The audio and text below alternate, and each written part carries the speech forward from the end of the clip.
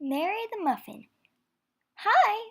Written and illustrated by Preston Jones. Hi, my name is Mary Muffin. My home is a great place called Bakery Palace, where there's a very nice lady who made me. I'm not sure what her name is, but everyone seems to smile when they come to see her. Then they give her money, she puts it in some sort of box, and then the nice lady comes to get me or one of my friends who are waiting to be picked.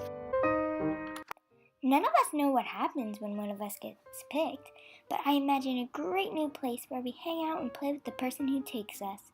With this in my head, I have never gotten the chance to go with the person in this amazing world.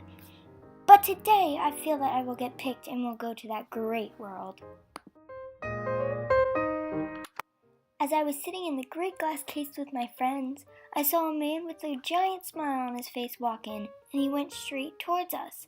It was as if he was looking at us to see who he wanted to bring home.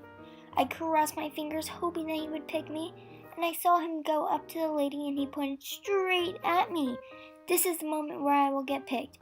With a great smile on my face, the lady lifted me up, put me in a paper bag, and handed me to the man. With all my excitement in me, I realized that I should look at where I was going. So I peeked out of the bag and saw a great big box with wheels that me and the man got onto. Once we got off, after a long trip that felt like forever, we went into what seemed to be a giant box with a triangle on it. Then I thought to myself that this was the man's house.